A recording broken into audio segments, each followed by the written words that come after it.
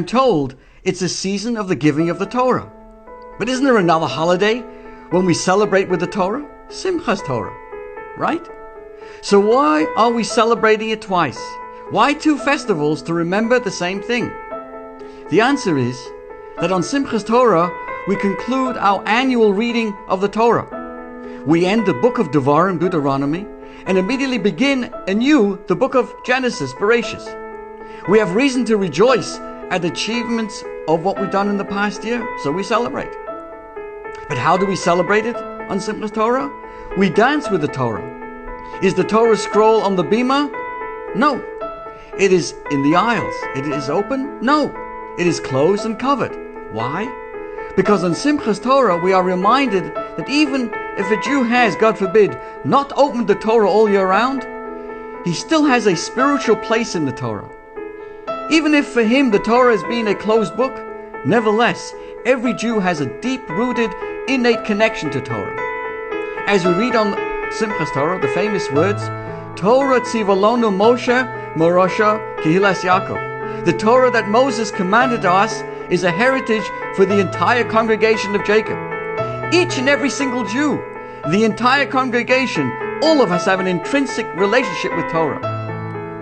Torah is not the private property of the intellectual elite. Scholars or simple folk, academics or the unlettered, Torah belongs to one and to all of us. But there comes a time when you have to open the book. We don't dance with the Torah wrapped in its mantle all year long. This is reserved for Simchas Torah. But we also have to open it, to read it, to study it, to ask, to learn, to become more familiar with our heritage. We need to know the Torah from the inside, to understand the Torah as a textbook too. That time is every day. But the anniversary of the giving of the Torah, Shavuot, that's exactly what we're celebrating. This is why we celebrate the Torah as a book of wisdom, a moral code, an ethical system, and of course a guiding light in our lives. Shavuot reminds us that the Torah is not only a beautiful, cherished ceremonial ornament to revere, to dance with on Simchas Torah, but really the Torah is the source of our wisdom, our knowledge, our understanding about life and how we are to live it. Let me share with you a story. There were two sisters. One married a rich man, the other husband was poor. Yet ironically, it was the wealthy sister who was the unhappy one. Her sister couldn't understand why she could be so miserable. Your husband supports you, handsomely. He buys you beautiful clothes, expensive jewelry. Just look at your diamonds. So why are you so unhappy? And the wealthy sister said, actually, I'm jealous of you, my sister. You may be married to a poor man, but you have a wonderful, loving relationship with your husband. Yes, my husband does buy me expensive things. It is true that he does spend money on me, but your husband spends time with you, and mine does not. So while it may be true that we adorn our Torahs with exquisite velvet mantles, precious silver crowns, breastplates, bells and pointers, and all the expensive ornaments, they don't come close to the time that we spend with the Torah itself. And so the Torah is unhappy and cries out, thanks for the silver, thanks for the decor, but what I really want you to do, I want you, your time, your mind, I want you. It is surely one of the sad ironies of our contemporary world that we live in today, that we have the most educated generation of all times, and yet we still remain so ignorant of our own heritage. How is it that we have produced the most successful people in professions, in commerce, in industry, yet the knowledge of our priceless Jewish wisdom is sadly at an all-time low? Why is it that our most brilliant legal minds have never ever read a single page of the Talmud? Why should our most sophisticated computer whiz kids not know which way to hold up a prayer book? Why should Ivy League professors be content with the Jewish education of a 12-year-old and otherwise intelligent, mature adults, think about it, satisfy themselves with the Jewish syllabus of a nursery school? So here we are, dear friends, about to celebrate Shavuot. So on Shavuot, What's happening? We are reminded that we need to open the book and spend some quality time, meaningful study time with the Torah. So in practical sense, this is a season for all of us to commit ourselves to a regular time for Torah study. In every community, there are so many options to choose from. Whether we are in our, wherever we are in our level of Jewish education, it has to be an ongoing one. We must find fixed times for learning Torah. And these times that we set aside for learning Torah should be non-negotiable, so to speak. When I'm learning, I'm learning.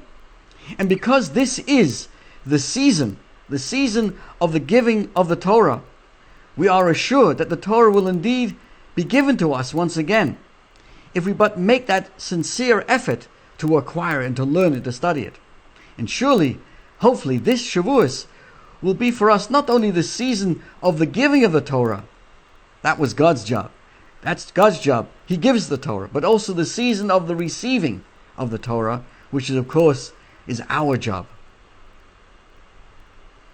I'd now like to continue by sharing with you an amazing story. An amazing, we read, of course, in the Torah, in the book of Exodus, it depicts the dramatic story after the Torah was given at Mount Sinai on Shavuot. God carved out 2 tablets. On those tablets were engraved the 10 commandments, presented them to Moses on Mount Sinai. Now, when Moses came down the mountain, what happened? He sadly observed that the Israelites had created a golden calf. They made an idol. Seeing this, Moses threw the tablets from his hands and smashed them on the ground. After a very powerful confrontation with God, Moses persuades Hashem, as it were, to forgive the Jewish people for their betrayal. Now Moses, acting on God's instruction, carves out a second pair of tablets, which were to replace the now smashed first ones. The actual second set of tablets was given to us on Yom Kippur. That's why it became an important day of forgiveness, because we were being forgiven for that terrible sin. Now, when the ark was built to be located inside the holiest chamber in the tabernacles, in the Mishkan, which the Jews were to erect in the desert, guess what? In the ark were placed both sets of tablets. The second whole pair of tablets, as well as the fragments, the broken pieces of the first smashed tablets. Now, to understand why this was, why were both sets put inside the ark? You would think that the first set was smashed, and that's over, and get rid of them, hide them. And yet, ultimately in the ark, in the Mishkan, both sets, the second set, which were hewn out by Moses with God's engraved letters, and the first broken set. What's the deepest significance of this? And certainly as we prepare ourselves for Shavuot and reaffirm our commitment to Torah and Mount Sinai and all that we all represent, I'd like to share with you the following story.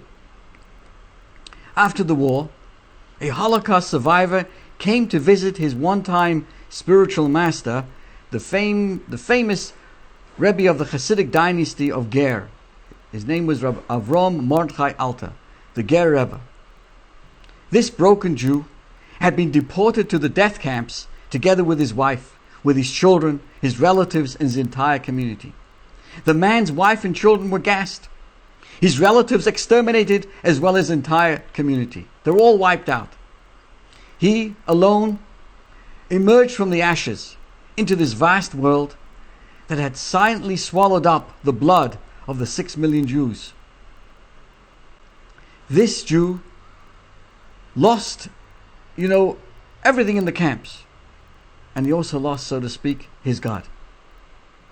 After what he'd experienced in the Nazi death camps, he could not continue believing in God, who allowed for an Auschwitz.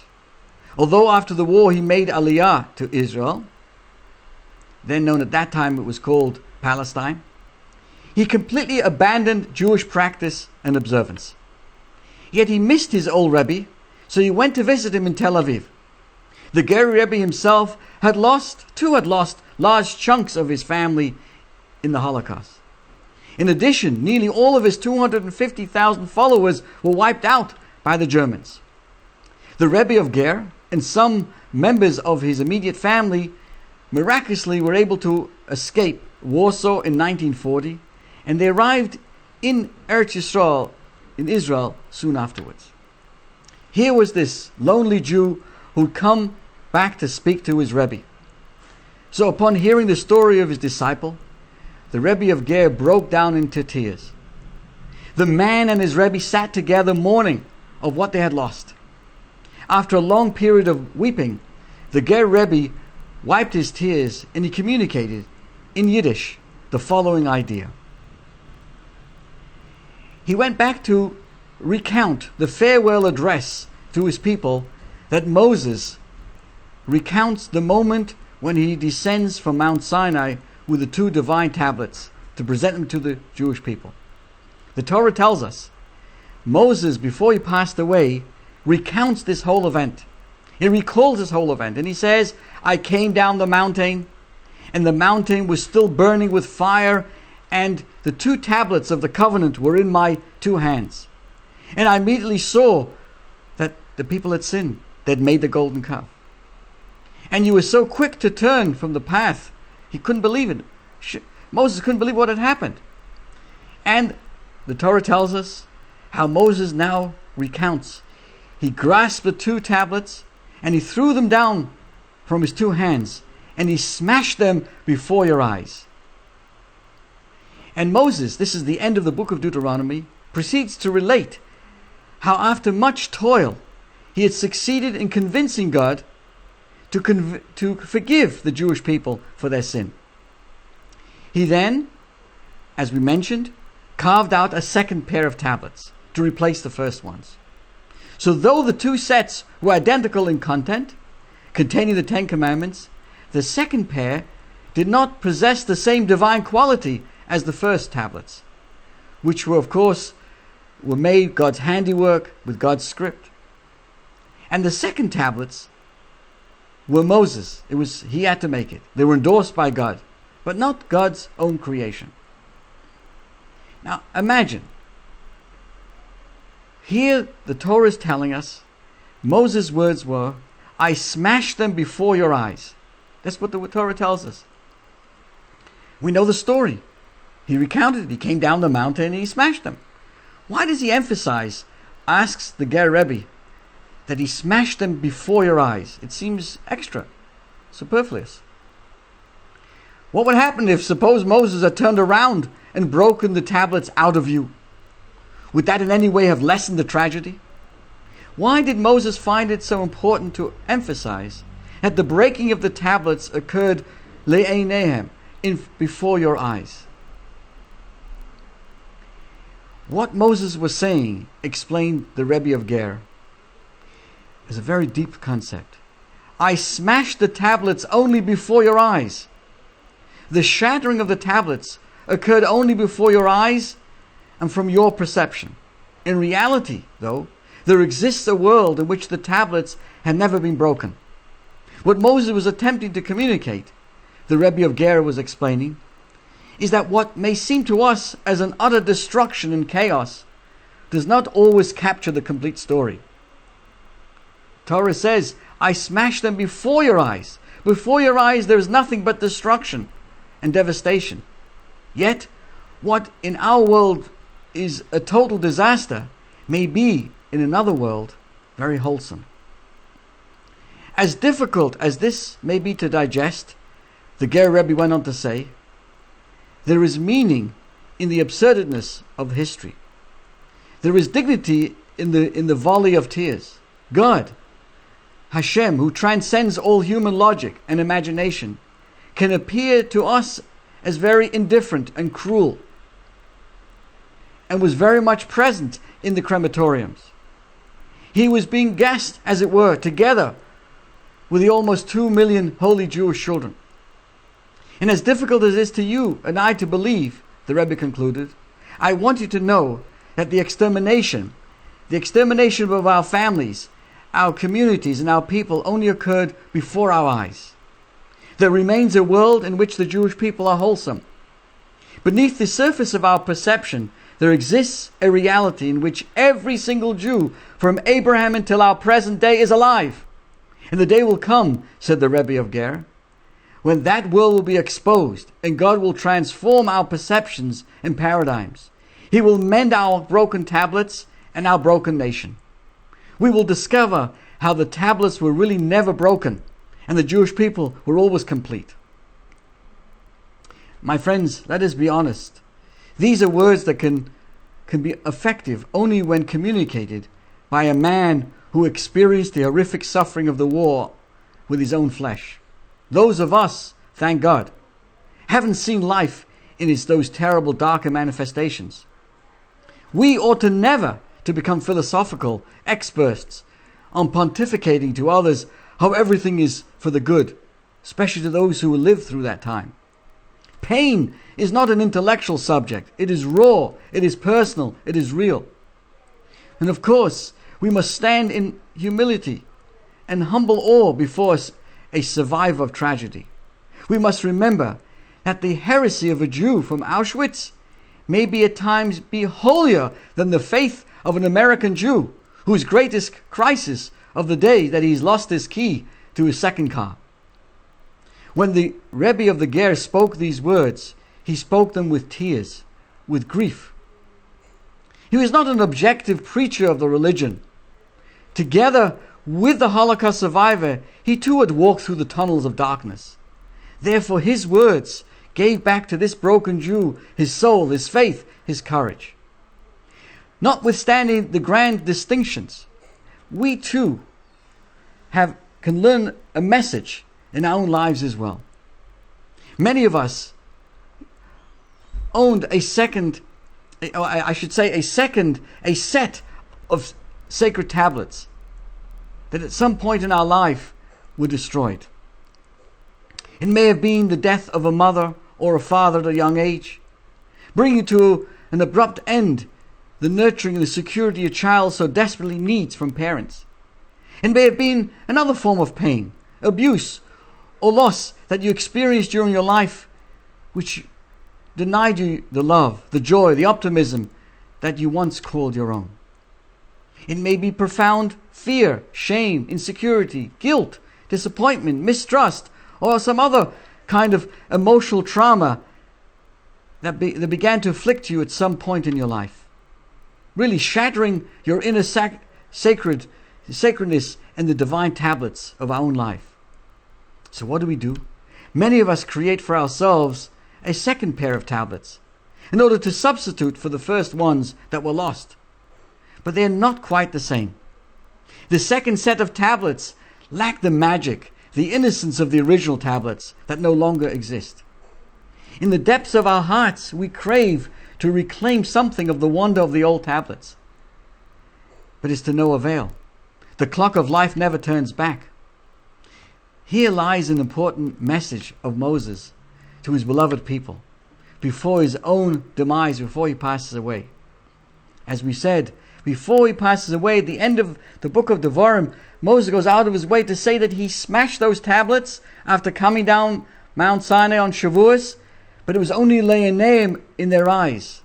There is a secret world in which your first tablets were never broken. Notwithstanding the abuse, the pain you experience, each of us possesses a tiny corner in our soul which forever remains invincible, pure, and sacred. What is more, when one's perception expands, we might discover how our shattered dreams may be part of our individual path to wholesomeness. Wholesomeness does not come in one shape. For some it comes in the form of a broken heart. What is broken in one level of perception may actually be wholesome in another.